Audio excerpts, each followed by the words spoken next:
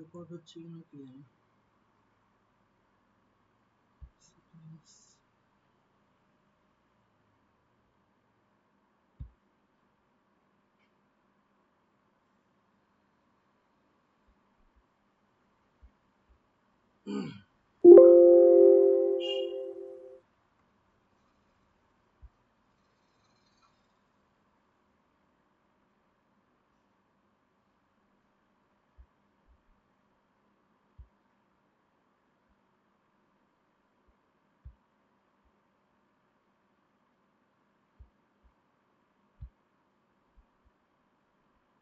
আমি জানি না তো রেকর্ড হচ্ছে কিনা, বুঝলে তো?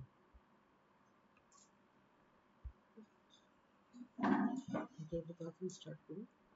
কি করে স্টার্ট রেকর্ডিং করা? স্টার্ট রেকর্ডিং করেছি, স্টার্ট রেকর্ডিং রেকর্ড হচ্ছে অলরেডি। তাহলে করো, স্টার্ট করা।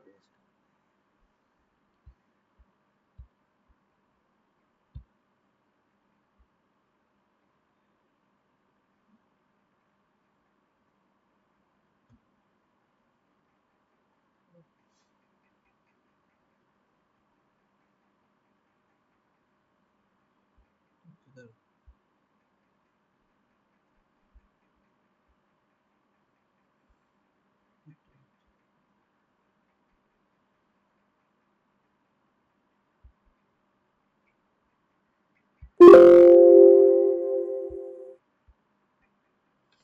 হচ্ছে, এটা হচ্ছে এখান থেকেই করি তাহলে।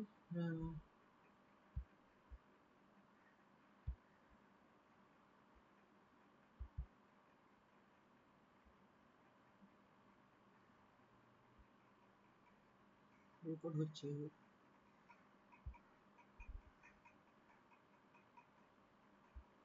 কিন্তু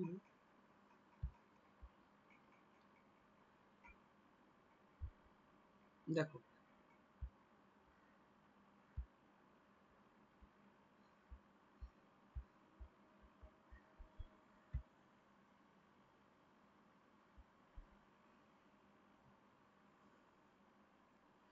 আচ্ছা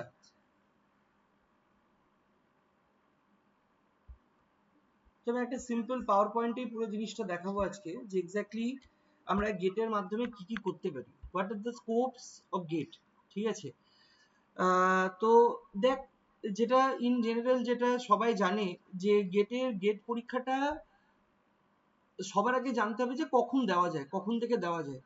ঠিক আছে, তো গেটের পরীক্ষা মেনলি দেওয়া যায় হচ্ছে গ্র্যাজুয়েশন ফাইনাল ইয়ার থেকে। ঠিক আছে, তো এবার গ্র্যাজুয়েশন ফাইনাল ইয়ার বলতে আগেকার দিনে, আগের যখন এনইপির আগে, এখন তো এনইপি চলছে, যে নিউ এডুকেশন পলিসি 2020, তো তার আগে যেটা আমাদের প্রসেস ছিল সেটা হচ্ছে 3+2 ছিল, যে গ্র্যাজুয়েশন 3 বছরের হতো, 2 বছরের এমএসসি হতো। ঠিক আছে, আহ, এখন যেটা হয়েছে বা এই বছর থেকে যে জিনিসগুলো শুরু হচ্ছে সেটা হচ্ছে যে গ্র্যাজুয়েশন 4 বছরের হচ্ছে, আর এমএসসি 1 বছরের হচ্ছে, আবার গ্র্যাজুয়েশন 3 বছরেরও হচ্ছে, এমএসসি 2 বছরেরও হচ্ছে।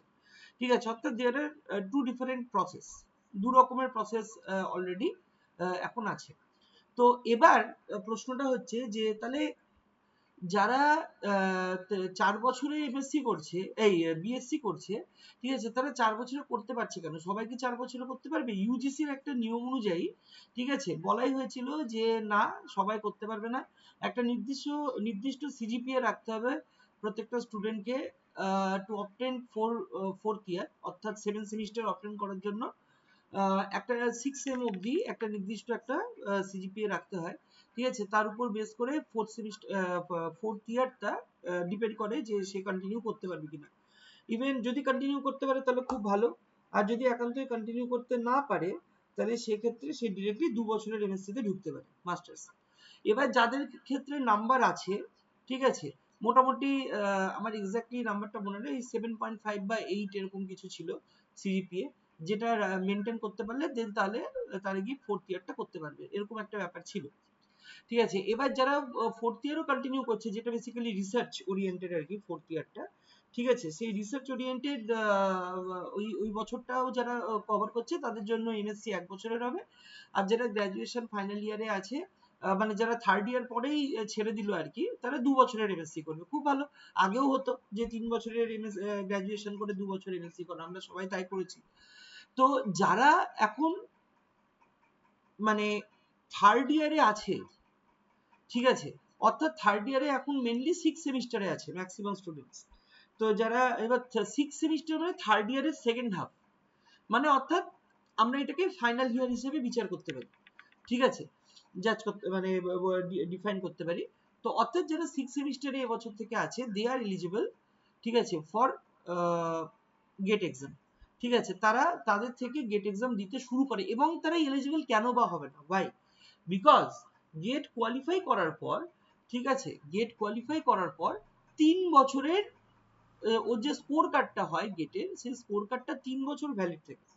তো 3 বছর যদি ভ্যালিড থাকে, তো কেউ যদি গ্রাজুয়েশন ফাইনাল ইয়ারে, আমি ধরলাম যে 6 সেমিস্টারে কেউ কোয়ালিফাই করলো, ঠিক আছে, 6 সেমিস্টার চলাকালীন আসলে সে 6 সেমিস্টার না, তার কমপ্লিটই হয়ে যাবে। তার কারণ এখন যারা 6 সেমিস্টারে পড়ছে তাদের পরীক্ষা মোটামুটি জুন জুলাই নাগাদ হবে, বা ম্যাক্স টু ম্যাক্স অগাস্টের মধ্যে কমপ্লিট হয়ে যাবে।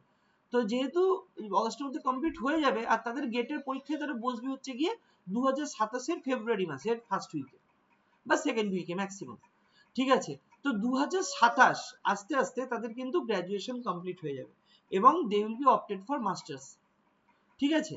তো ওই জন্যই যারা এখন 6 সেমিস্টারে আছে, সে ক্যালকাটা ইউনিভার্সিটি হোক, স্টেট ইউনিভার্সিটি হোক, নাকাউট হোক, যে কোনো প্রাইভেট ইউনিভার্সিটি হোক, বা বর্ধমান ইউনিভার্সিটি হোক, যে কোনো আমাদের ওয়েস্ট বেঙ্গল বল, ওয়েস্ট বেঙ্গলের বাইরের বল, যে কোনো ইউনিভার্সিটিরই যারা এখন 6 সেমিস্টারে আছে, they are eligible for giving GATE exam, ঠিক আছে। তো ওই জন্য আর এখন থেকে বলতে গেলে পাক্কা 10 থেকে 11 মাস টাইম আছে আমাদের হাতে। তো এই 11 মান্থস যদি আমরা প্রপারলি জাস্টিফাইড ওয়েতে পড়াশোনা করি, ঠিক আছে, তাহলে অবভিয়াসলি গেট কোয়ালিফাই করাটা এমন কোনো হাতিগোড়া বিষয় নয়, ঠিক আছে, আরামসে কোয়ালিফাই করা যায়। আর গেট কোয়ালিফাই করে আমি কি পাবো, আমি আস্তে আস্তে আসছি সেখানে, যে কেন এত নিয়ে এত চর্চা চলছে গেট নিয়ে এখন। আমি যখন ফার্স্ট 2018-তে গেট কোয়ালিফাই করি, তখন এতজন পরীক্ষার্থী ছিল না। যখন এখন যতজন পরীক্ষা দেয়, এত পরিমাণে পরীক্ষা সে সময় দিত না, ঠিক আছে। তো মানে আমি যা ক্যালকুলেশন করেছিলাম তাতে দেখেছিলাম যে 2018 থেকে ইভেন আমি লাস্ট বার যখন গেট কোয়ালিফাই করি, দ্যাট ইজ ইন 2025, ঠিক আছে, তখন সেটার পরিমাণ প্রায় 4 থেকে 5 গুণ স্টুডেন্ট বেড়ে গেছে। তার মানে সবাই আস্তে আস্তে বুঝতে পারছে যে what is the importance of GATE, ঠিক আছে, যেটা নিয়ে আমি আজকে আলোচনাটা করব, ঠিক আছে, বা করছি অলরেডি। যে তার জন্য গিয়ে সবাই আস্তে আস্তে কিন্তু ওই দিকে, গেটের দিকে আস্তে আস্তে পোলারাইজ হচ্ছে। তারা বুঝতে পারছে যে গেট থাকলে কত কিছু করা সম্ভব, হাউ মানে সো মেনি অপরচুনিটিস আর দেয়ার, যেটা আমি আজকে নেটের ব্যাপারে আলোচনাই করছি না। আজকে আমি অনলি শুধু আর শুধুই গেটের ব্যাপারে আলোচনা করছি, যে এই গেটের ইম্পর্টেন্সটা কি। তো ওই জন্য সবার আগে একটা কথা বলি, যে জিনিসটা, সেটা হচ্ছে যে যেটা বলছিলাম যে কেন এটা ইম্পর্টেন্ট। কারণ দেখো একটু, এই একটু বাড়িতে একটু কল করলাম, ঠিক আছে। কেন এটা ইম্পর্টেন্ট? ইম্পর্টেন্ট এই কারণে আমি বললাম যে তোরা ভেবে দেখ যে 2018-তে যতজন পরীক্ষা দিয়েছিল, 2025-এ গিয়ে 2023-এ আমি কোয়ালিফাই করেছিলাম। তো 2023-এ মানে যদি 3 টাইমস বেড়ে থাকে ক্যান্ডিডেটের পরিমাণ, 2025-এ গিয়ে সেই ক্যান্ডিডেটের পরিমাণ বেড়েছে প্রায় 5 থেকে 6 গুণ। তো এতজন ক্যান্ডিডেট কেন দিচ্ছে? ইভেন যখন তোরা গেটের পরীক্ষা দিতে যাবি, কলকাতাতে পড়লে ম্যাক্সিমাম টিসিএস গীতু বিতানে পড়ে, ঠিক আছে, আরো অন্যান্য জায়গাতেও পড়ে, কিন্তু অনেক স্টুডেন্ট টিসিএস এ যায়, টিসিএস এর পরীক্ষা অনেকেরই পড়ে। তো এই যে মানে তখন গেলে বুঝতে পারবি যে কি পরিমাণ স্টুডেন্ট পরীক্ষা দিচ্ছে। এবার প্রশ্নটা হচ্ছে যে কেন এত পরীক্ষা দিচ্ছে ভাই? এবং আমরা যারা লাইফ সায়েন্স ব্যাকগ্রাউন্ডের আছি, লাইফ সায়েন্স কেন আমি বলছি, কারণ বোটানি, জুলজি, অনেক অনেক ব্যাকগ্রাউন্ডের থাকে, physiology, microbiology, biochemistry, biotechnology, they all are eligible. আমরা প্রত্যেকে দুটো করে সাবজেক্টের জন্য এলিজিবল, একটা হচ্ছে গেট এক্সেল আর একটা হচ্ছে গেট বিটি, ঠিক আছে। এবার কথাটা হচ্ছে যে কেন ইম্পর্টেন্ট, ওয়াই, কেন ইম্পর্টেন্ট, এর এই কি কারণে এত স্টুডেন্ট গেটের পরীক্ষাটা দিচ্ছে, ঠিক আছে। তো গেটের পরীক্ষা দেওয়ার জন্য আমি যদি এবার আমি লিখি, এবার আমি ঢুকি যে স্কোপস অফ গেট এক্সাম, ঠিক আছে। আমি আরো যদি এটাতে বলি আমাদের যেটা লাগে that is GATE XL and BT exam, ঠিক আছে, ইম্পর্টেন্স বা স্কোপস যা বলি না কেন, যেটাই বলি, ঠিক আছে, এটার ইম্পর্টেন্সটা কি, ঠিক আছে, যদি এটাই বলি যে এটার ইম্পর্টেন্সটা কি, স্কোপস অফ গেট এক্সেল আর বিটি এক্সাম, যে এটা দিয়ে আমরা কি করতে পারি, যে কেন এটা নিয়ে এত চারিদিকে হই হই রই রই চলছে এখন, ঠিক আছে। তার প্রধান কারণ, প্রথম কথাই হচ্ছে যে গেট ইজ দা মানে অনলি এক্সাম, মানে এবং অনলি এক্সাম বলাটা আমি জাস্ট কোনো কম্পারিজনে যেতে চাই না কারোর সাথে। গেট এমন একটা পরীক্ষা যে পরীক্ষাটার রেজাল্টের ভ্যালিডিটি হয় হচ্ছে 3 বছর, ঠিক আছে, 3 years অফ ভ্যালিডিটি গেটের, ঠিক আছে। তাহলে গেটের স্কোর কার্ডের ভ্যালিডিটি কত হচ্ছে 3 বছর, ঠিক আছে। তাহলে দিস ইজ দ্য প্রথম কারণ যে গেটটা এত আগে থেকে লোকে দিতে শুরু করছে, ঠিক আছে, 1 নম্বর। তাহলে ভ্যালিডিটি, ভ্যালিডিটি কত হচ্ছে 3 years, 3 বছরের ভ্যালিড থাকে, ঠিক আছে। অর্থাৎ যারা এই বছর কোয়ালিফাই করেছে 2026-এ, ঠিক আছে, তাদের 2029-এর মার্চ অবধি, ঠিক আছে, হচ্ছে তাদের ভ্যালিড থাকবে, তাদের স্কোর কার্ডটা ভ্যালিড থাকবে। এবার স্কোর কার্ড ভ্যালিড থাকলে মানে কি লাভ হবে, স্কোর কার্ড যদি ভ্যালিড থাকে তাহলে লাভটা কি হবে, আমার স্কোর কার্ড ভ্যালিড 3 বছর, স্কোর কার্ডকে ভ্যালিড রেখে আমার লাভটা কি, ঠিক আছে, ওকে, সেটা এবার বলছি যে স্কোর কার্ড 3 বছর ভ্যালিড রেখে লাভটা কি, ঠিক আছে। স্কোর কার্ড 3 বছর ভ্যালিড থাকলে আজকে তুই ধর গেট প্রথমবার দিচ্ছিস, ঠিক আছে, তো গেট প্রথমবার দেওয়ার কারণে দেখা গেল তুই তো কোয়ালিফাই করে গেলি, তুই কোয়ালিফাই করলি একদম পুরো কাট অফ মার্কসটাকে মানে এটা করে কোয়ালিফাই করলি, কাট অফ মার্কসটা জাস্ট ক্লিয়ার করে কোয়ালিফাই করলি, তাহলে তোর কি কি সুবিধা হতে পারে। অনেকে বলে যে গেটে নাকি খুব ভালো র্যাঙ্ক না হলে, এবার এখানেও একটা গল্প আছে, গেটে দু ধরনের মানে রেজাল্টে দু রকমের রেজাল্ট লেখা থাকে, একটা লেখা থাকে এআইআর, অল ইন্ডিয়া র্যাঙ্ক, ঠিক আছে, আর একটা কি লেখা থাকে স্কোর। তাহলে কোনটাকে আমি বেশি ইম্পর্টেন্স দেব, গেটের ক্ষেত্রে যেটা সব পরীক্ষাতে মেন চেক করে সেটা হচ্ছে গেটের স্কোর, গেটের স্কোর সব জায়গাতে মেনলি চেক করে, ঠিক আছে, গেটের স্কোর সব জায়গাতে মেনলি চেক করে। ইআইআর এর থেকেও বেশি ইম্পর্টেন্ট হচ্ছে গেটের স্কোর, যদিও ঠিক আছে ইআইআর এর উপরেই নির্ভর করে যে স্কোরটা কত হবে, ঠিক আছে। এইবার আসছি নেক্সট পয়েন্টে, সেটা হচ্ছে যে এই যে অল ইন্ডিয়া র্যাঙ্কিং হলো বা স্কোর হলো, এটা স্কোর কার্ড বলে, এটাকে গেটের কি বলা হয়, স্কোর কার্ড, ঠিক আছে। এই যে ভ্যালিডিটি থাকে, ভ্যালিডিটি 3 ইয়ার্স কিসের থাকে, স্কোর কার্ডের ভ্যালিডিটি থাকে, যে গেটের যে রেজাল্টটা বেরায় সেটাকে কি বলা হয়, স্কোর কার্ড বলা হয়, ঠিক আছে, SCORECARD, স্কোর কার্ড বলা হয়। এই স্কোর কার্ডে দুটো জিনিস দেওয়া থাকে, একটা EIR, একটা স্কোর, ঠিক আছে, খুব ভালো কথা। এইবারে সবাইকে মাথায় রাখতে হবে আমার স্কোরের যে পরিধিটা, স্কোরের পরিধিটা মোটামুটি 200-250 থেকে অ্যাপ্রক্স, ঠিক আছে, 250 থেকে, ঠিক আছে, অনেক উপর অবধি হতে পারে, ঠিক আছে, সেটা 800-900 এরকম অবধিও যেতে পারে, ঠিক আছে, অ্যাপ্রক্স আমি 800 অবধি ধরে রাখলাম, আমি এটা জাস্ট একটা অ্যাপ্রক্স ভ্যালু বলছি, ঠিক আছে, অ্যাপ্রক্স। তো এই যে অ্যাপ্রক্স এই যে স্কোরটা মোটামুটি 250 থেকে, আমি বলছি এর কম বেশিও হতে পারে, ঠিক আছে, আমি একটা ইন জেনারেল বলছি, স্কোরটা 250 থেকে 800-র মধ্যে অ্যাপ্রক্স যদি আসে, ঠিক আছে, এটা কি সিগনিফাই করে, এটা মাথায় রাখতে হবে যে সবাই ভাবে যে তাহলে যত নিচে স্কোর হবে তত মনে হয় ভালো, সামনের দিকে থাকছে না, যত স্কোর উপরে যাবে তত ভালো, ঠিক আছে। স্কোর যদি কারো 250 হয়, ঠিক আছে, আর স্কোর যদি কারো 800 হয়, ঠিক আছে, যার 800 স্কোর সেটাকে বেটার স্কোর হিসেবে ধরা হবে, ঠিক আছে। অর্থাৎ হলো এবার এই জিনিসটা কি হয়, এই জিনিসটা এইটা যদি আমি স্কোরের রেসপেক্টে বলি, এআইআর টা ঠিক এর উল্টো কাজ করে, অল ইন্ডিয়া র্যাঙ্কিংটা, যার র্যাঙ্ক যত কাছে হয় তার স্কোর তত বেশি হয়, ঠিক আছে। অর্থাৎ যার র্যাঙ্ক যত নিচের দিকে হবে, অর্থাৎ 1 থেকে 100-র মধ্যে হবে, দেখা গেল তারই স্কোর মোটামুটি 800-900-র মধ্যে হচ্ছে, ঠিক আছে। তো অর্থাৎ this is inversely proportional kind of relationship আর কি। তো যাই হোক, কিন্তু এআইআরটা অতটাই ফ্যাক্ট ম্যাটার করে না, যেটা মেন ম্যাটার করে দ্যাট ইজ হচ্ছে স্কোর, ঠিক আছে। যদিও ম্যাটার করে না বলাটাও ভুল, কারণ দুটো একে অপরের সাথে মানে একটা ইনভার্সলি রিলেশনাল প্রপোর্শন প্রপোর্শনে থাকে আর কি, রিলেশনশিপে থাকে। তো লাইক ওই জন্য যত আমি স্কোরটা আমার যত ভালো হবে তত আমি বেটার জায়গায় চান্স পাবো। তাহলে এবার প্রশ্ন অনেকের মনে হবে যে স্যার তাহলে যাতে 250 র্যাঙ্ক হচ্ছে স্কোর হচ্ছে সে কি তাহলে কি কোথাও পাবে না? দেখো আর এই যে পরীক্ষাটা গেটের পরীক্ষাটা নেয় কারা?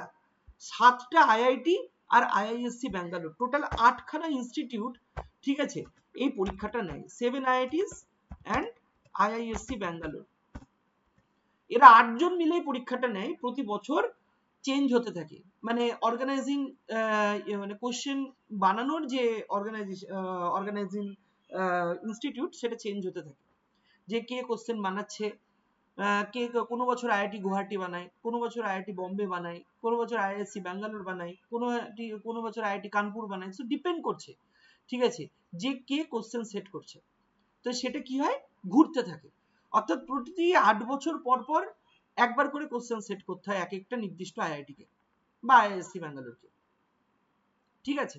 তো এই যে মানে 8খানা ইনস্টিটিউট, তোমরা জানোই যে এই ইনস্টিটিউট গুলোর ইম্পর্টেন্স কতটা, because they all are of national significance, ঠিক আছে। আইআইটি তো বলার কোনো প্রশ্নই না, কেন আইআইএসসি তো ইন্ডিয়ার 1 নম্বর ইনস্টিটিউট, ঠিক আছে। তো এরা হচ্ছে এই মানে কোশ্চেন গুলো সেট করে, এরা অর্গানাইজ করে। তাহলে অবভিয়াসলি বুঝতেই পারছিস যে কোশ্চেনের মানে মানে স্টাইল, মানে কোশ্চেনের প্যাটার্ন বা কোশ্চেনের টাফনেস, ঠিক আছে, অনেকটাই মানে কি বলবো, অনেকটাই হওয়ার কথা, তাই না, যেহেতু আইআইটি কোশ্চেন করছে, আইআইএসসি কোশ্চেন করছে।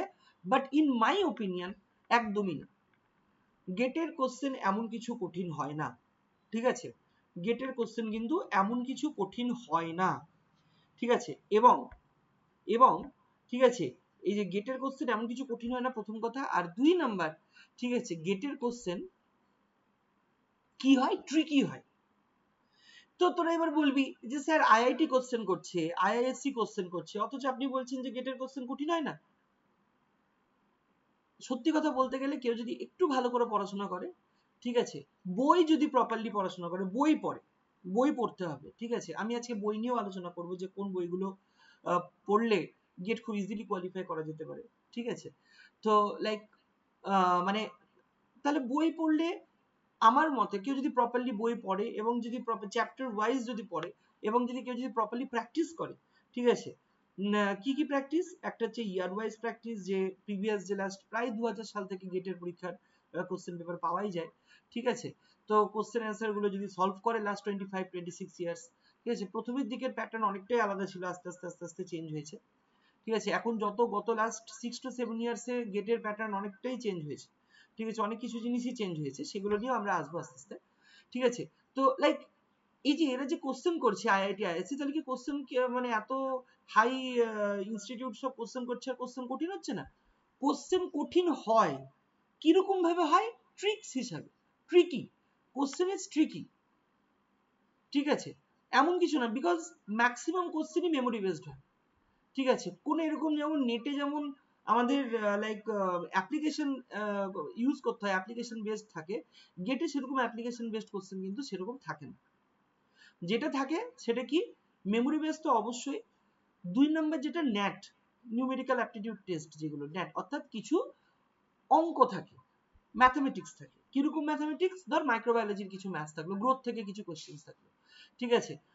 বায়োকেমিস্ট্রি থেকে কিছু ম্যাথস থাকলো, ঠিক আছে। পিএইচ থেকে কিছু কোশ্চেন থাকলো, ঠিক আছে। লাইক দিস, মানে মানে আমাদের সাবজেক্ট বেসড ম্যাথস থাকবে। আর কি থাকে? জেনারেল অ্যাপটিটিউড থাকে। জেনারেল অ্যাপটিটিউড সবার জন্য কম্পালসারি থাকে, ঠিক আছে। জেনারেল অ্যাপটিটিউড গুলো খুবই ইজি হয়, ঠিক আছে। মোটামুটি ক্লাস 9-10 লেভেলের জিনিসপত্র বা 7-8-9-10 লেভেলের জিনিসপত্র থাকে, মানে খুব ইজিলি, মানে সেই মানে পাজল হোক, টাইম হোক, মানে একটু ইংলিশ ভোকাবুলারি হোক, এই সমস্ত জিনিসগুলো থেকেই কিন্তু কি বলে আমাদের জেনারেল অ্যাপটিটিউডের পার্টটা হয়। তো মেনলি এর প্যাটার্নটা কি হয়? জেনারেল অ্যাপটিটিউড যেটা, জেনারেল অ্যাপটিটিউড মোটামুটি থাকে 15 মার্কসের, ঠিক আছে। একটা থাকে কি, কেমিস্ট্রি কম্পালসারি থাকে, ঠিক আছে। কেমিস্ট্রি কম্পালসারি থাকে, জেনারেল অ্যাপটিটিউডও কম্পালসারি, ঠিক আছে, কেমিস্ট্রিও কম্পালসারি। এই দুটো পেপার হচ্ছে কম্পালসারি থাকে, ওকে। কম্পালসারি, কম্পালসারি, কেমিস্ট্রিও কম্পালসারি, আর কেমিস্ট্রিতে কত মার্কস থাকে? 25 মার্কস থাকে। ঠিক আছে, কম্পালসারি। আর কি থাকে? 5টা পেপার আর থাকে, আমি এক্সেল এর জন্য বলছি, মেইনলি ফর এক্সেল। ঠিক আছে, কি কি? Microbiology, biochemistry, okay, microbiology, biochemistry, zoology, botany and food technology. এই 5টা পেপার থাকে।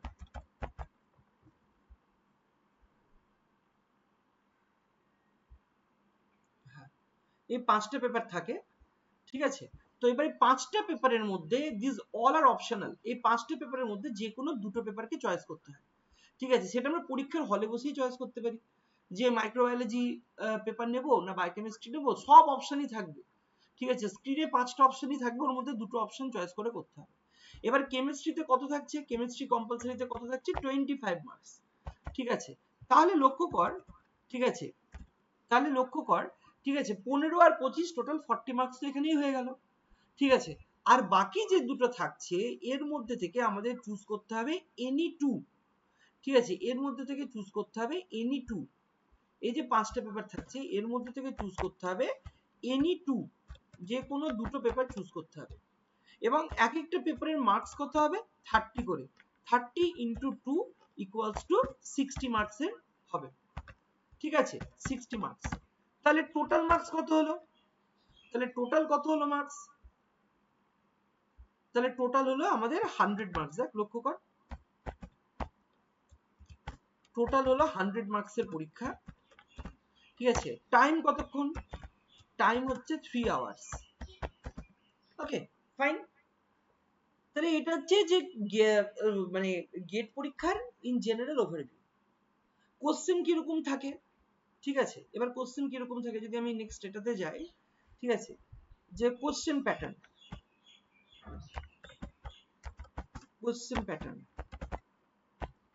যে কোশ্চেন প্যাটার্ন কিরকম হয়?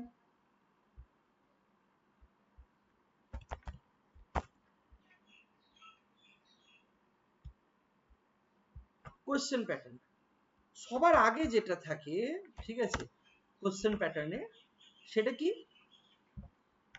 এমসিকিউ। সবাই আমরা জানি এমসিকিউ থাকবে।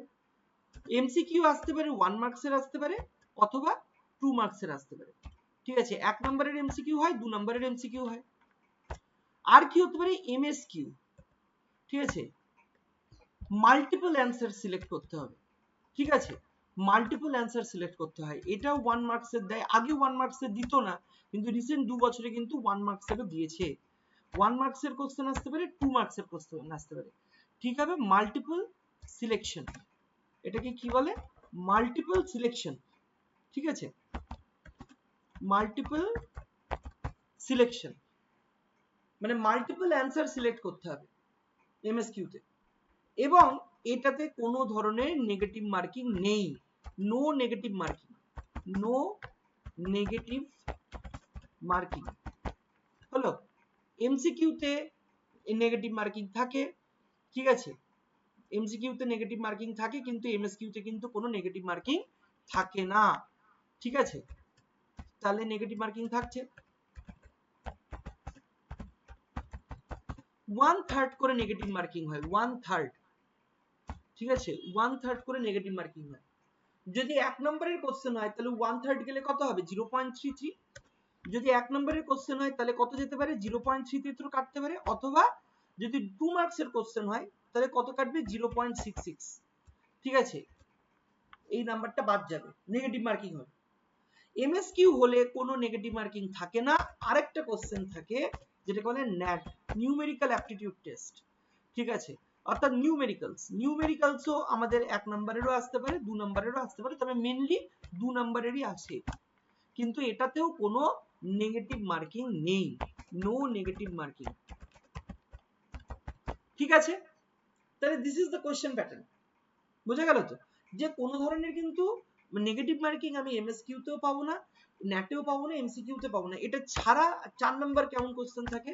ম্যাচ দ্য ফলোইং থাকে, ম্যাচ দ্য কলামস। ঠিক আছে, ম্যাচ দ্য কলামস প্রত্যেক বছর থাকে। ঠিক আছে, ভেরি ইন্টারেস্টিং এবং মানে স্কোরিং জায়গা। ঠিক আছে, কলামস যদি প্রপারলি ম্যাচ করা যায়, এক দুটো যদি মিলে যায় তাহলে বাকিটা মিলে যাবে। লাইক মানে এইভাবে ব্যাপারটাকে মাথায় রাখতে হবে। ঠিক আছে, তো এরকম ভাবে যদি মানে দিস আর দ্য মেনলি এই 4 রকমের প্যাটার্নই কিন্তু এখনো অবধি ফলো করা গেছে তোর কোশ্চেনে। ঠিক আছে, গেটের যেগুলো মেন পেপারের কোশ্চেন থাকে।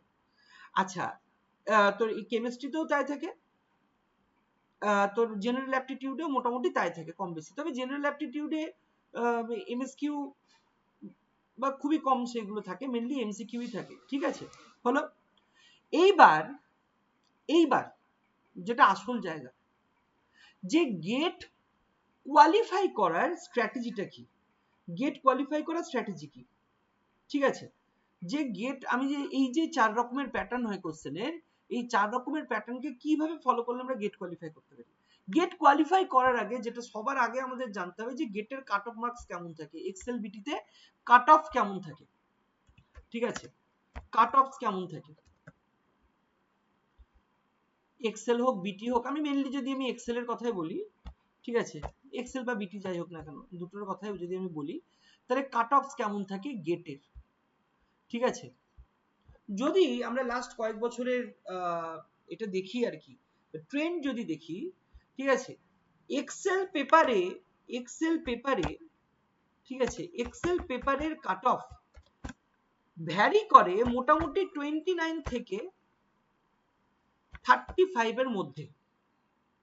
ঠিক আছে, হলো, ম্যাক্স টু ম্যাক্স 38 এর মধ্যে। এটা হচ্ছে গেটের এক্সেল পেপারের, এটা ভ্যারি করে। বিটি পেপারও মোটামুটি লগভগ একই রকম, বিটি পেপারেরও কাট অফ মোটামুটি ওই 30 থেকে শুরু করে 40 এর মধ্যেই হয়। একটা আমি রেঞ্জ বলে দিচ্ছি, এর মধ্যেই হয়। ঠিক আছে, তাহলে ভেবে দেখো যে আমার 100 নম্বরের পরীক্ষা, 100 নম্বরের পরীক্ষার মধ্যে আমাকে মাত্র 29-30 পেলেই, ঠিক আছে, আমি কিন্তু গেট কোয়ালিফাই করে যাচ্ছি। এবং যেটা আমি বললাম যে যারা গেটের কাট অফটা ক্লিয়ার করে, ঠিক আছে, তারা কিন্তু প্রত্যেকে একটা করে স্কোর পায়, তারা প্রত্যেকে একটা করে স্কোর পায়, তারা প্রত্যেকে একটা করে এআইআর পায়, অল ইন্ডিয়া র্যাঙ্কিংও পায়, তাদের একটা করে স্কোরও থাকে। ঠিক আছে, বোঝা গেল তো, হলো। ঠিক আছে, তারা স্কোরও পায়, তাদের একটা করে অল ইন্ডিয়া র্যাঙ্কিংও থাকে। তাহলে এখানেই হচ্ছে আসল গল্পটা।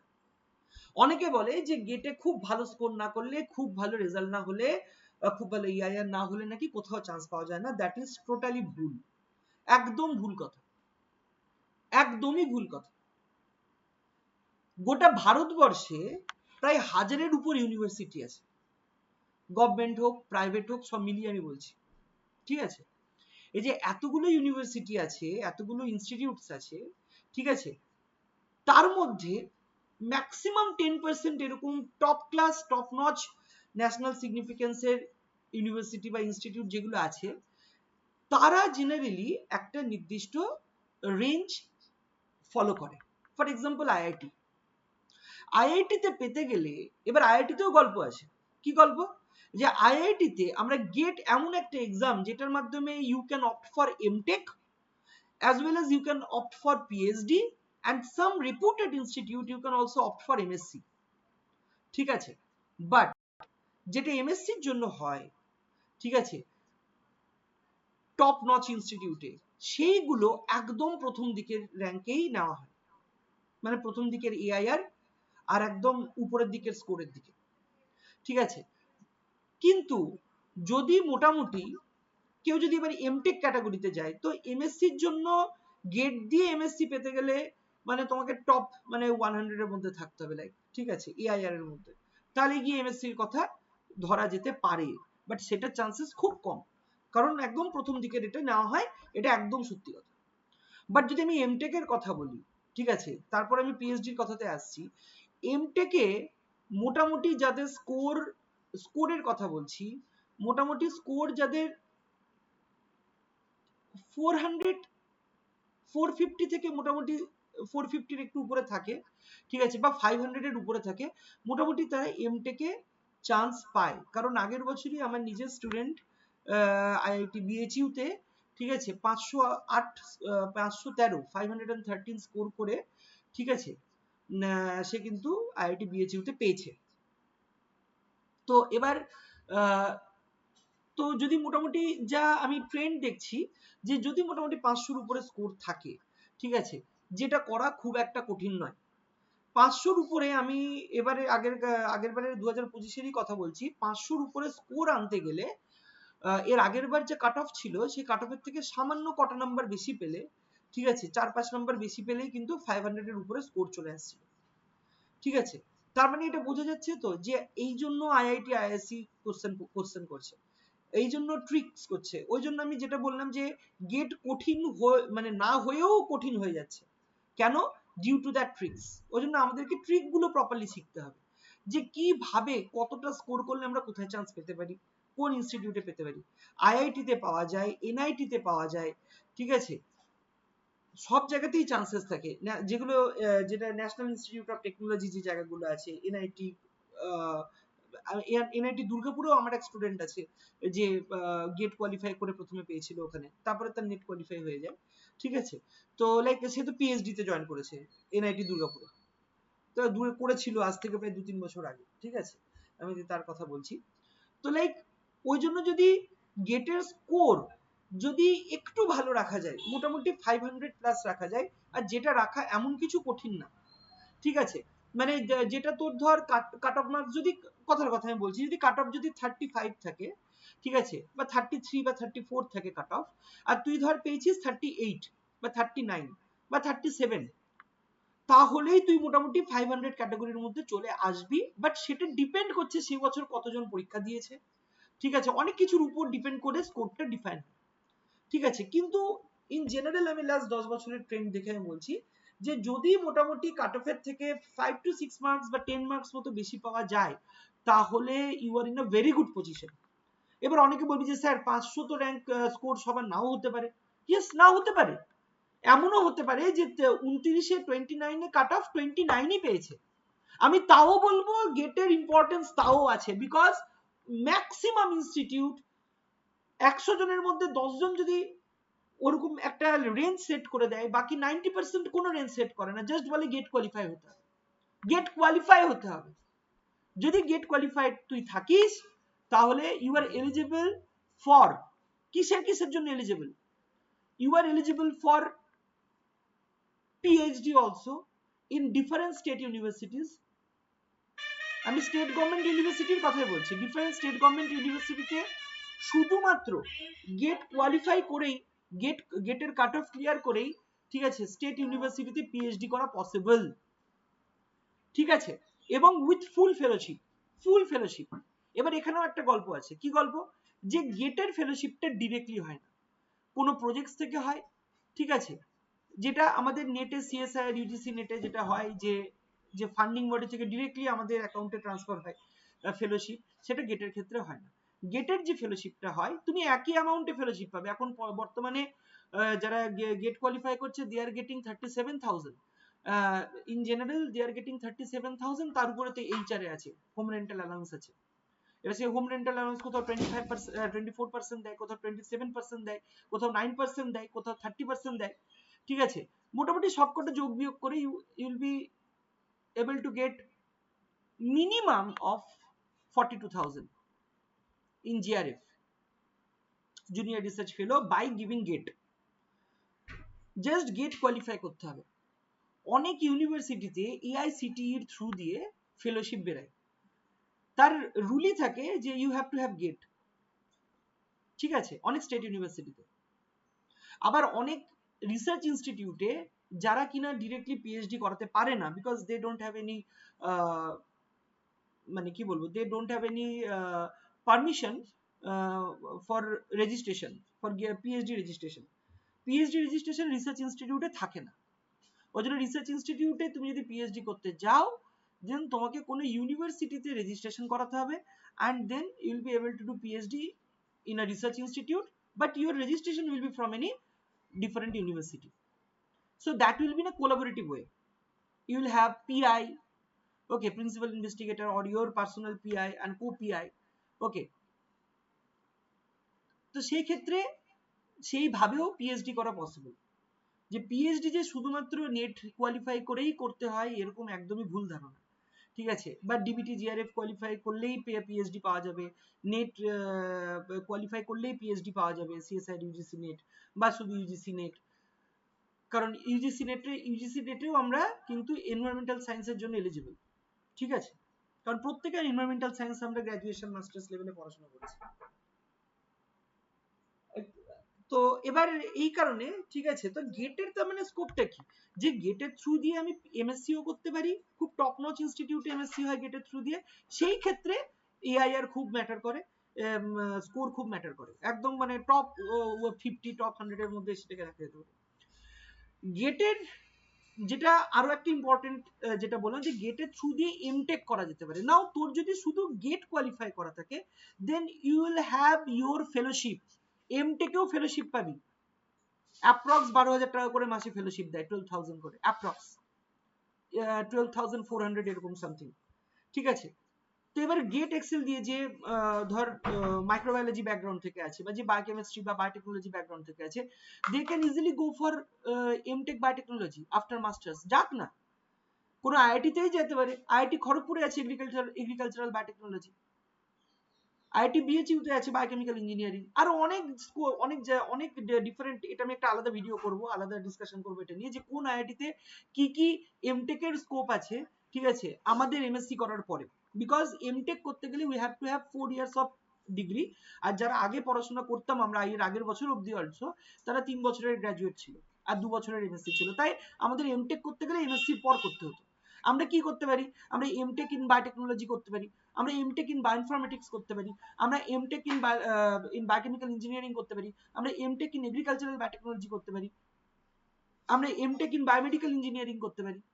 So there are different scopes, and we can also do that from IITs, we can do that from NITs. তাহলে if you are able to get a stamp from IIT or NIT, then why shouldn't you go for MTech after your masters? আমি মানছি যে 2 বছর হয়তো বেশি লাগতে পারে, ঠিক আছে, but there is a provision, যে তুমি এমটেকে জয়েন করে ওখান থেকে দেন পিএইচডি করলে, ঠিক আছে, দেয়ার ইজ আ প্রভিশন। তাহলে গেট জাস্ট কোয়ালিফাই করলে কিন্তু তুমি আইআইটিতে এমটেকে পাবে না, গেটে একটু ভালো স্কোর রাখতে হবে, অ্যাটলিস্ট 500 এর উপরে যদি স্কোর থাকে, তাহলে আইআইটি গুলোতে you can go for MTech, okay? 500 600 700 যত উপরে যাবে, আইআইটি দিল্লি, আইআইটি বোম্বেতে একদম 600 650 এরকম স্কোর যায়, ঠিক আছে? তাহলে যত ভালো স্কোর হবে তত you will be able to get in good reputed IITs, মানে ফার্স্টের দিকের আইআইটি গুলোতে চান্সেস থাকবে, ঠিক আছে? কিন্তু এবার প্রশ্ন হলো যে স্যার, আবার একই প্রশ্ন, যে স্যার, যে আমার তো অত ভালো স্কোর হয়নি, তাহলে কি আমি আইআইটিতে পেতে পারবো না এমটেক? ঠিক আছে, তাহলে কি আমি এমটেক করতে পারবো না? আমি আইআইটিটা এখানে একটু উজ্জ্বল রাখছি, তাহলে কি আমি এমটেক করতে পারবো না? Yes, still you can do MTech. তোর যদি 300 স্কোরও হয়, 350 স্কোরও হয়, ইউ ক্যান ডু এমটেক, তোকে জাস্ট কোয়ালিফাই করতে হবে GATE, then you can do MTech from different state government university, you can do MTech from different private university, ঠিক আছে, যেখানে কোনো ধরনের স্কোরের গল্প নেই, you have to just pass, তোকে পাস করতে হবে, কোয়ালিফাই করতে হবে, you have to have a valid AIR and you have to have a valid scorecard, that's all, score, still তুই কিন্তু ফেলোশিপ পাবি। যে আইআইটিতে খুব ভালো স্কোর করে গিয়ে আইআইটিতে ঢুকলো এমটেক করতে, সে যা ফেলোশিপ পাবে তুইও সেম ফেলোশিপ পাবি, যে কোনো একটা স্টেট গভর্নমেন্ট ইউনিভার্সিটি বা প্রাইভেট ইউনিভার্সিটি থেকে এমটেক করলে উইথ গেট 100% ফেলোশিপ পাবি, সেম অ্যামাউন্টে ফেলোশিপ পাবি। দেন গেটটা কোয়ালিফাই করাটা কতটা ইম্পর্টেন্ট বুঝেছিস? জাস্ট পাস করাটা। আমি ধরে নিচ্ছি যে 500-র উপরে স্কোর না হলে, 450 500-র উপরে স্কোর না করলে আইআইটিতে যাওয়া পসিবল না, আমি ধরে নিলাম এমটেক, কিন্তু আমি তো স্টেট গভর্নমেন্ট ইউনিভার্সিটি থেকে তো এমটেক করতে পারছি, আমি তো প্রাইভেট ইউনিভার্সিটি থেকে এমটেক করতে পারছি উইথ ফুল ফেলোশিপ, দেন আমি কেন করব না? আইআইটি কি শুধু ভালো, আর কেউ ভালো না? সবাই ভালো। স্টেট গভর্নমেন্ট ইউনিভার্সিটি থেকে নিজের উপর ডিপেন্ড করে যে আমি কেমন ভাবে পড়াশোনা করছি, ঠিক আছে? সো ওই জন্য this is a very important thing. তাহলে গেট কোয়ালিফাই করাটা কতটা ইম্পর্টেন্ট বুঝেছিস? কোয়ালিফাই করলেই you will get a fellowship and you will be able to do the MTech from different state government university, from IITs, from NITs, okay, etc etc. এবার আসি পিএইচডির গল্পে। যে পিএইচডির যে গল্পটা আমি একটু আগেই বললাম, যে গেট থাকলে পিএইচডি করা যায় না, অনেকে বলে। কে বলেছে? যে বলে সে ভুল বলে। গেট থাকলেও, গেট শুধুমাত্র গেট কোয়ালিফাই থাকলেও পিএইচডি করা যায়, শুধু কোয়ালিফাই করতে হবে। You have to just clear the cut off value, ব্যাস। কিভাবে? এটারও একটা প্রসিডিওর আছে।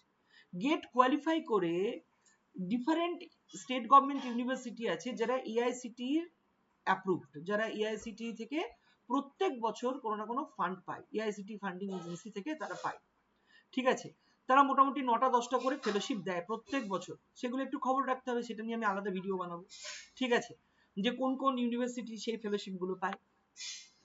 তখন সেই জায়গাতে যদি কন্ট্যাক্ট করা যায় এবং তোমার যদি একটা ভ্যালিড গেট স্কোর থাকে, তুমি এআইসিটি ফেলো হতে পারো, 1 নম্বর।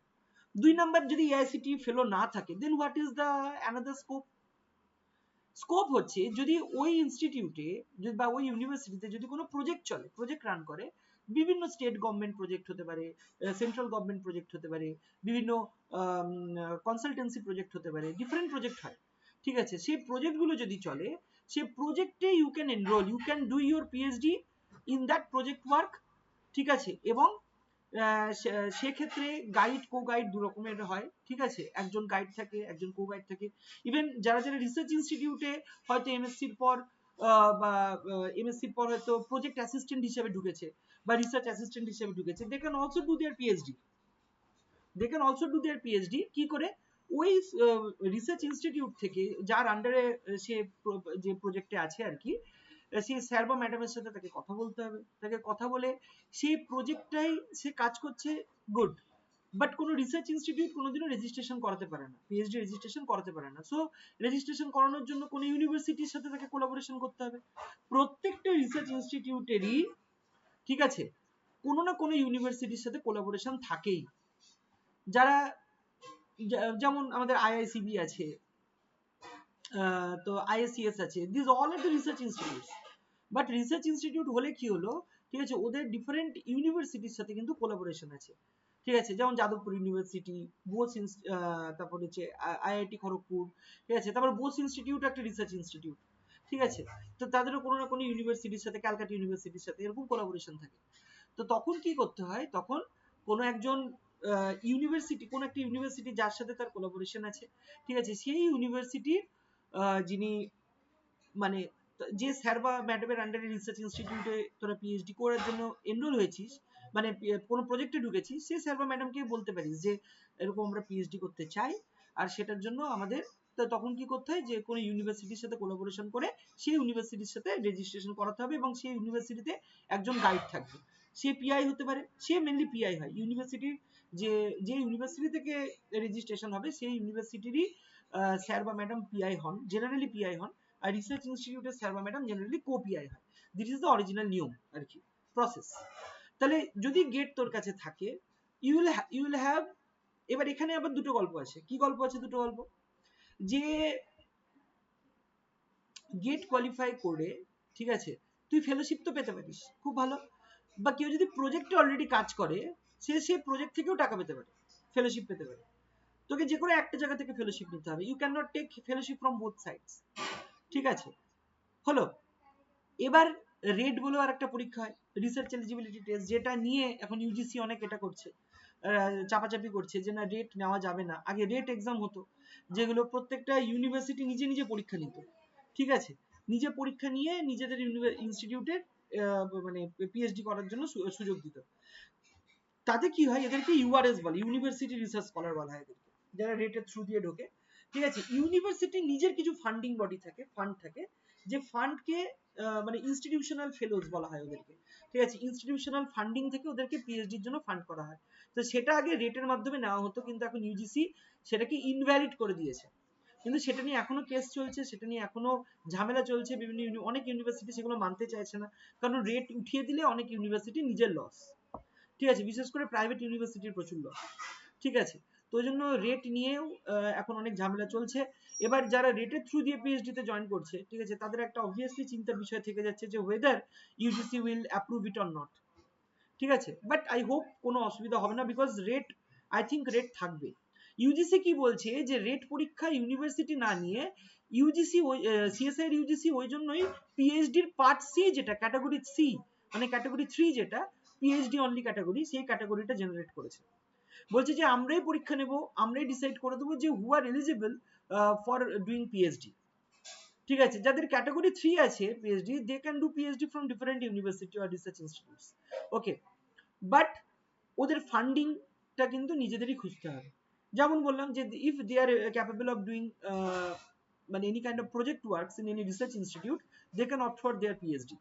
ওকে, থ্রু ডিফারেন্ট ইউনিভার্সিটিস। বোঝা গেল তো? তো ওই জন্য বলছি যে গেট শুধু কাট অফটা ক্লিয়ার করলেই আমাদের কাছে এমটেক এর ভালো ভালো অপশন থাকে, আমাদের কাছে পিএইচডি এর ভালো ভালো অপশন থাকে। গেট কোয়ালিফাই করেও ভালোভাবে পিএইচডি করা যায় ফুল ফেলোশিপ নিয়ে। এখন প্রচুর ফেলোশিপ দেয় গভর্নমেন্ট অফ ইন্ডিয়া, বা যে কোনো প্রজেক্ট তখন প্রচুর ফেলোশিপ দেয়। নেট গেট কোয়ালিফাই থাকলে মোটামুটি ইকুইভ্যালেন্ট ফেলোশিপই দেয়। জিআরএফ এ 42,000 37,000 প্লাস এইচআর এ, আর যখন 2 বছর পর যখন এসআরএফ হয়ে যায়, ঠিক আছে, তখন হচ্ছে 42,000 বেসিক পে প্লাস এইচআর, ঠিক আছে, প্রায় 50 ক্রস করে যায়। সো ইট ডিপেন্ডস যে কোথায় কোন জায়গায় ইউনিভার্সিটি কোন জায়গায় রিসার্চ ইনস্টিটিউট, তার উপরে এইচআর এর নির্ভর করে যে কত পার্সেন্ট এইচআর এ দেবে। 9%, 10%, 24%, 27%, আর এখন যেটা চলছে গভর্নমেন্ট অফ ইন্ডিয়া অ্যাপ্রুভড সেটা হচ্ছে 30% এইচআর। সো অনেকটা অ্যামাউন্ট। কারো যদি বেসিক পে 42,000 হয়, তার 30% হলে প্রায় আরো 12,000, ঠিক আছে, মানে প্রায় 56,000 মতো তার ফেলোশিপ দিয়ে দাঁড়ায় এইচআর। ঠিক আছে, সো দ্যাট ইজ হোয়াই, ঠিক আছে, যদি কেউ একটু ভালো করে গেট পড়াশোনা করে, ঠিক আছে, তাহলে এতগুলো স্কোপ তার এমটেক এর জন্য বল পিএইচডির জন্য বল এতগুলো স্কোপ খোলা থাকে। এবার এগুলোতে আমি এমটেক পিএইচডি বললাম, এটা ছাড়া গেট কোয়ালিফাই থাকলে, এবার আমি আসছি আমার লাস্ট পয়েন্টে আজকে, যে ফাইনাল স্কোপের কি কি হলো, যে গেট দিয়ে আমি কি কি করতে পারি, ফাইনাল স্কোপস আমার কি কি হলো। দেখো, so final scopes of GATE. GATE দিলে শুধুমাত্র এমটেক পিএইচডি এমএসসি হয় না, গেটের থ্রু দিয়ে আমরা সেন্ট্রাল গভর্নমেন্টের চাকরিও পেতে পারি, গেটের থ্রু দিয়ে আমরা স্টেট গভর্নমেন্টেরও চাকরি পেতে পারি। ঠিক আছে, কিন্তু সবাইকে মাথায় রাখতে হবে, the most important thing is the age, বয়স। বয়স চলে গেলে আর পাওয়া সম্ভব না। ঠিক আছে, এই জিনিসগুলো প্রপার ওয়েতে গাইড করার মানে সত্যি খুব মানে কাউকে পাওয়া খুব চাপের, যে প্রপার গাইডেন্স করে যে এক্স্যাক্টলি গেট দিয়ে আমরা কি করতে পারি। সবাই চারিদিকে ভুলভাল খবর ছড়ায় যে গেট দিয়ে কিছু হয় না, গেট দিয়ে অনেক কিছু হয়, অনেক কিছু হয়। এবং একবার না, আমি তো বলবো বারবার, যখনই স্কোর দেখবি যে ভ্যালিডিটি শেষ হয়ে আসছে, আবার গেট দে। যদি আবার ভ্যালিডিটি শেষ হয়ে আছে, আবার গেট দে। গেটটা কোয়ালিফাই করে নিজের স্কোপ গুলোকে 2-3 বছর করে করে বাড়িয়ে রাখ, নিজের ফিউচার গুলোকে সিকিউর করে রাখ। কেন? কারণ গেট দিয়ে তাহলে আমরা কি কি দেখলাম যে কি কি করতে পারি। গেট দিয়ে আমি প্রথমে দেখলাম যে আমরা টপ নচ ইনস্টিটিউটে এমএসসি তেও ঢুকতে পারি। ঠিক আছে, গেট দিয়ে আমরা টপ নচ ইনস্টিটিউটে এমএসসি তে ঢুকতে পারি। ঠিক আছে, আমরা এমটেক করতে পারি, এমটেক করতে পারি from different IIT NIT state university private universities. আমরা আর কি করতে পারি, আমরা পিএইচডি করতে পারি, আমরা পিএইচডি করতে পারি, আর কি করতে পারি, এমএসসি এমটেক পিএইচডি। এটা ছাড়া আমরা প্রজেক্ট মানে কি ফেলো, ঠিক আছে, প্রজেক্ট ফেলো হিসেবে জয়েন করতে পারি কোনো রিসার্চ ইনস্টিটিউটে, প্রজেক্ট ফেলো। ঠিক আছে, প্রজেক্ট ফেলো হিসেবে আমরা জয়েন করতে পারি কোনো রিসার্চ ইনস্টিটিউটে। ঠিক আছে, তার জন্য কিন্তু নেট গেট চাই, প্রজেক্ট ফেলো হিসেবে অনেক সময় জয়েনের জন্য নেট গেট চাই। বিশেষ করে যেগুলো টপ নচ তোর ফান্ডিং বডিজ গুলো আছে, যেমন ডিবিটি, ডিএসটি, ঠিক আছে, এরা প্রজেক্টেও ঢোকানোর জন্য নেট গেট কোয়ালিফাইড লোক চাই, ছেলে মেয়ে চাই। ঠিক আছে, প্রজেক্ট ফেলো হিসেবে জয়েন করতে পারি। আর কি করতে পারি, আচ্ছা প্রজেক্ট ফেলো কোথায়, central government and state government ইনস্টিটিউটে, central and state government institute, central and state government research institute and universities আমরা জয়েন করতে পারি। ঠিক আছে, প্রজেক্ট ফেলো হিসেবে হলো। এবার প্রজেক্ট ফেলো দু রকমের দেবে, ওরা প্রজেক্টের ফেলোশিপ ফেলো দেয় হিসাবে দু রকম হিসাবে, either you will having JRF or you will having SRF. Okay, দেবে। ভেরি ইম্পর্টেন্ট, আমি এটা নিয়ে একদিন ডিটেলে আলোচনা করব যে what are the different research institute যেখানে তোরা এটার জন্য এলিজিবল অ্যাপ্লাই করতে পারিস। ঠিক আছে, এটা ছাড়া আর কি আছে, এটা ছাড়া you can go for DRDO, defence research defence organisation. Okay, defence রিসার্চে যাওয়া যায়। You can go for BARC, Bhabha atomic research centre, research scientific অ্যাসিস্ট্যান্টের পজিশনের জন্য নেয়, যেগুলো আমাদের কাজে লাগে। আমি লাইফ সায়েন্সের রেসপেক্টে বলছি, যদি এটা ফিজিক্স কেমিস্ট্রি হতো তাহলে তো আরো অন্যান্য জায়গাতে হতো। ঠিক আছে, তাহলে MSc, MTech, PhD, different central and state ইউনিভার্সিটিতে প্রজেক্ট ফেলো, ডিআরডিও, বার্ক, এই সমস্ত জায়গাতে গেটের স্কোর প্রচন্ড রকম ভাবে ম্যাটার করে। যেমন বার্কের একটা পরীক্ষা হয়, ওসিএস বলে একটা পরীক্ষা, ঠিক আছে, যেটার মাধ্যমে রিসার্চ অ্যাসিস্ট্যান্ট জয়েন করে, সেখানেও আমার এক স্টুডেন্ট আছে, ঠিক আছে, সেও কোয়ালিফাই করে গেছে। তাহলে এবার ভেবে দেখ, যদি তোর কাছে গেট থাকে তাহলে তো কত কাজে লাগতে পারে। ঠিক আছে, এইগুলো ছাড়াও আরো অনেক আছে, ডিফারেন্ট আরো যে পিএসইউ গুলো আছে, পাবলিক সেক্টর আন্ডারটেকিংস যেগুলো আছে, ঠিক আছে, সে পাবলিক সেক্টর আন্ডারটেকিংসেও তোরা গেট কোয়ালিফাই করে জয়েন করতে পারিস। Scope of GATE XL and BT, আমি যদি এটা লিখি তাহলে আরো বেটার হবে, গেট এক্সেল স্ল্যাশ বিটি। বোঝা গেল তো? তাহলে এতগুলো অপশন আছে, তোরা কি একটা তো পাবি না, 100% পাবি, 100% পাবি তোরা।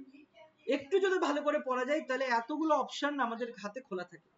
ঠিক আছে, যে আমরা এতগুলো জায়গায় আমরা এত কিছু নিয়ে এটা করতে পারি। বোঝা গেল তো? তাহলে this is the scope for GATE XL and BT. আর তোকে শুধুমাত্র 100তে পেতে হবে কত? তোকে 100তে পেতে হবে মোটামুটি 29 থেকে 40-র মধ্যে। তো 40% কি পাওয়া কঠিন? খুব কঠিন। যার মধ্যে কেমিস্ট্রি যে কম্পালসারি পার্ট থাকে, আমি কেমিস্ট্রিতে কিচ্ছু করব না, 0 করে আসবো, তারপরেও গেট কোয়ালিফাই করা সম্ভব। 75 এর মধ্যে 40 পাওয়াটা কোনো ব্যাপারই না। 15 যে গেট জেনারেল অ্যাপটিটিউড যেটা থাকে 15 মার্কসের, সেটা 15তে 15 পাওয়া যায়, এতটাই ইজি হয়। আর বাকি থাকলো দুটো পেপার, আমি ধর চয়েস করলাম মাইক্রোবায়োলজি আর বায়োকেমিস্ট্রি চয়েস করলাম। মাইক্রোবায়োলজিতে 30-এর মধ্যে আমাকে 15 পেতে হবে, আমি বায়োকেমিস্ট্রিতে 30-এর মধ্যে আমি 15 পাবো, আমি ধরে নিলাম।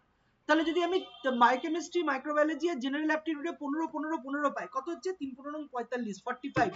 প্রত্যেকের স্কোর 500 উপরে, 500 ক্রস করে যাবে, 500 কেন, 600 ক্রস করে যাবে। এআইআর 500 এর মধ্যে চলে আসবে কেউ যদি 45 ক্রস করতে পারে। তাহলে এতটুকু স্ট্র্যাটেজি, সেটা নিয়ে আমি আরো পরে আলোচনা করব, আরো ডিফারেন্ট ক্লাসে আলোচনা করব যে what are the different strategy, pin point strategy, যেটা কোয়ালিফাই, যেটা করলেই মানে আমি গেটটা কোয়ালিফাই করে দেবো। আর একবার কোয়ালিফাই করা মানে 3 বছর সেফ জোনে থাকা। বিভিন্ন state government university, research institute বিভিন্ন ধরনের এটা আনতেই থাকে, মানে বিভিন্ন প্রজেক্ট আসতেই থাকে, কোটি কোটি টাকার প্রজেক্ট চলে বিভিন্ন জায়গাতে। ঠিক আছে, সেই প্রজেক্টগুলোতে প্রচন্ড কম্পিটিশন হয় ঢোকার জন্য। ঠিক আছে, তোর যদি ভালো ব্যাকগ্রাউন্ড না হয়, তো যদি ভালো একটা যদি ন্যাশনাল ক্লিয়ার না থাকে, তো ধর পেপার আছে, এখনকার দিনে পেপারও দরকার, রিসার্চ পেপার, রিভিউ পেপার, বুক চ্যাপ্টার, কনফারেন্স প্রসিডিংও যেমন দরকার, তার সাথে সাথে ঠিক আছে একটা অ্যাটলিস্ট ন্যাশনাল কোয়ালিফাই করে রাখাটা খুব দরকার। না হলে গিয়ে কোনো জায়গাতে পিএইচডি তে চান্স পাওয়াটাও খুব চাপের হয়ে যায়। তো ওই জন্য বলছি, GATE is the easiest way to enroll in any kind of PhD or MTech or MSc programs.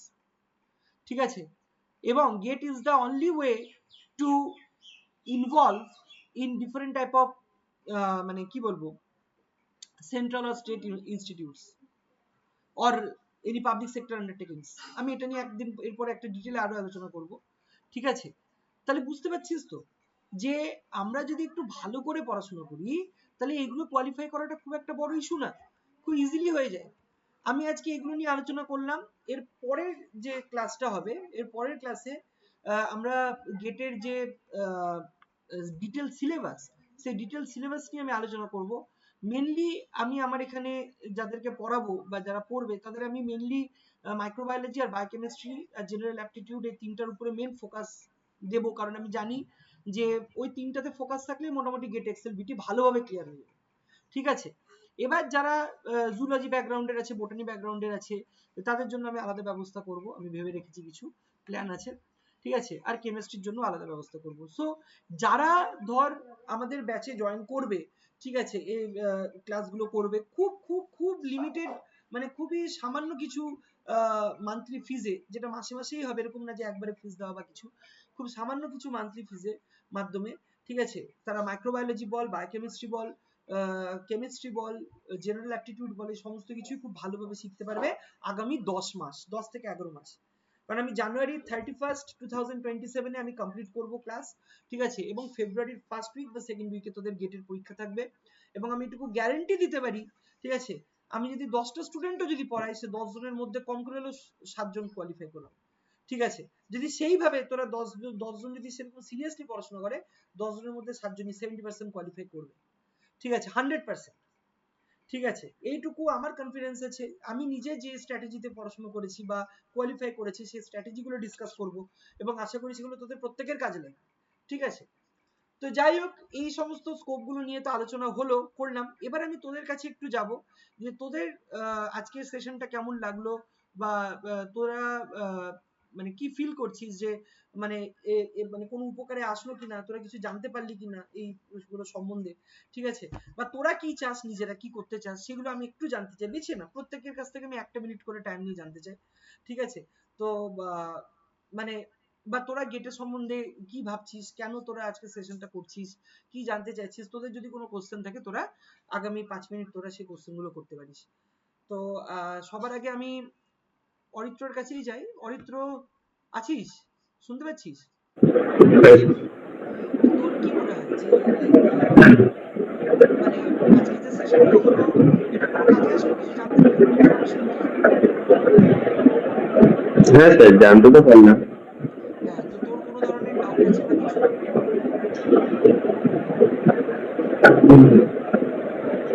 Doubt তো সেরকম কিছু নেই, মানে যেগুলো ছিল সেগুলো আপনি বলেই দিলেন।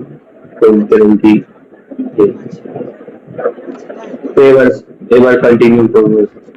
একদম একদম, আমি সবসময় চেষ্টা করি যাতে স্টুডেন্টদের ডাউট ক্লিয়ার করতে পারি, বিকজ ডাউট যদি থাকে না তাহলে খুব সমস্যা হয়, ওগুলো জন্য ক্লিয়ার করাটা খুব দরকার।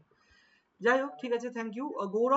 গৌরবের কি মনে হয়, মানে কিছু উপকার হলো আজকে সেশন থেকে, কিছু খবর, মানে কিছু জানতে পারলি? এখন গৌরব নাই, আই থিঙ্ক। স্নেহা, কিছু জানা গেল আজকে সেশন থেকে? হ্যাঁ স্যার, স্যার আমার একটা প্রশ্ন আছে। বলছি আপনি এই যে ডিফেন্সের যেটা বললেন না, ওইটাতে আমার ধরুন এনসিসি করা আছে, আমি কি কোনো বেনিফিট পেতে পারি সেটার? ওটা ফর্ম ফিল আপের সময় কাজে লাগবে। ঠিক আছে, এক্সট্রা আচ্ছা কারিকুলার অ্যাক্টিভিটিস অবশ্যই কাজে লাগবে, কোনো কিছু বেকার যাবে না। ঠিক আছে, যারা শেখার জিনিস সেগুলো অবশ্যই কাজে লাগবে, ঠিক আছে। আচ্ছা, ঠিক ঠিক আছে। আছে, সৈকতকে আছিস? হ্যাঁ স্যার। কোনো মানে কিছু বুঝতে পারলি, মানে জানতে পারলি কিছু আজকের এটাতে? না না স্যার, সব ক্লিয়ার হয়ে গেছে, ঠিক বুঝে গেছি এগুলো। ওকে, এমনি আর কোনো ডাউট? না না স্যার, ঠিক আছে। ওকে ওকে, ঠিক আছে, থ্যাংক ইউ। আমি এই এটা আজকের সেশনটা আমি ইউটিউবে দিয়ে দেবো। ঠিক আছে, ওখানে সবাই দেখুক, জানুক, আরো জানতে পারবে। ঠিক আছে, আর পরের ক্লাসে আমি পুরো কি বলে সিলেবাসটা নিয়ে ডিসকাস করে আমরা পড়ানো স্টার্ট করে দেবো। ঠিক আছে, তো সেটা কাজে লাগবে প্রত্যেকের, আশা করি। ঠিক আছে, থ্যাংক ইউ সো মাচ আজকের টাইম দেওয়ার জন্য। আবার নেক্সট রবিবার সবার সাথে দেখা হবে, ঠিক সকাল 10টার সময় চেষ্টা করবো, যদি না কোনো শিডিউল চেঞ্জ যদি হয় তো আমি গ্রুপে জানিয়ে দেবো। আর চেষ্টা করবো নেক্সট ক্লাসটা থেকে যদি আমি ইউটিউব লাইভে আসতে পারি, তো that will be better, I think আরো অনেকের কাছে অ্যাক্সেসিবল হবে বিষয়টা। ঠিক আছে, ওকে, আজকে তাহলে এতটাই থাক, ভালো থেকো সবাই, thank you. Thank you sir.